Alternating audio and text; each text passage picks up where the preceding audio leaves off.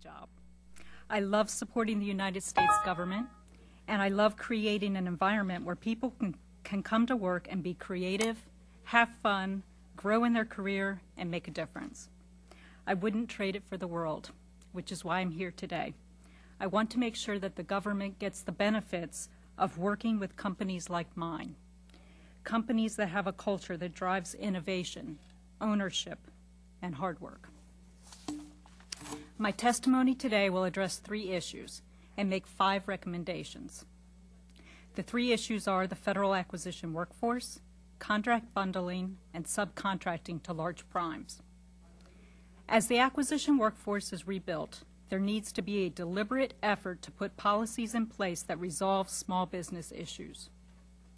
For example, the small business contracting responsibility is usually one of many, given to a contracting officer or a specialist. It's an other duties as assigned type of job with limited time and training. And to top it off, these specialists often report to managers who are not held accountable for small business achievement and enforcement. So how do we solve this problem?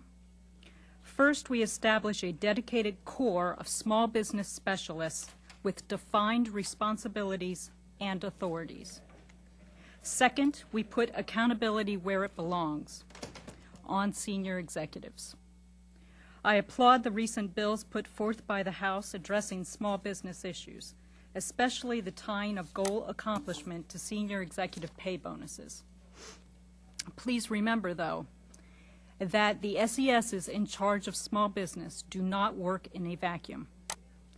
All senior executives in an agency, especially the senior procurement executive, need to have accountability and responsibility for meeting small business goals. Now let's talk about bundling. By bundling or consolidating requirements and contracts, the government is trying to reduce its workload and hold large primes responsible for small business goals. The use of bundled or consolidated contracts appears to be growing, and work being performed by small businesses is rolling into these vehicles in the name of contract management efficiencies. We simply should not rely on large prime contractors to manage the government's small business program.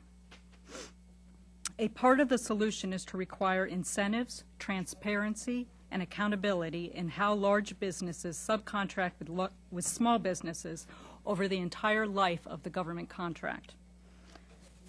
Another part of the solution is to strengthen the criteria and approval authorities necessary to even consider bundling. Small businesses such as mine don't have visibility into planning for bundled or consolidated requirements, even when I'm the prime contractor performing the work that may be bundled. Greater transparency will also help address the issues with subcontracting. Subcontracting to large primes is often the easiest way for small businesses to begin getting government experience. It's how I got my first government contract. The problem comes when large businesses use small businesses to meet goals to win the initial award, and then after award, the large businesses either never allow the small businesses to work, or they initially award them work but then slowly ease them out. We can solve this problem by requiring large primes to be transparent and accountable in their small business practices over the execution of a life of a contract. In conclusion, if the government institutes these recommendations, America's small businesses, such as mine, will answer the call to create meaningful jobs and provide innovative products and services to the federal government. I look forward to continuing to work with members of Congress to strengthen small business participation in our government.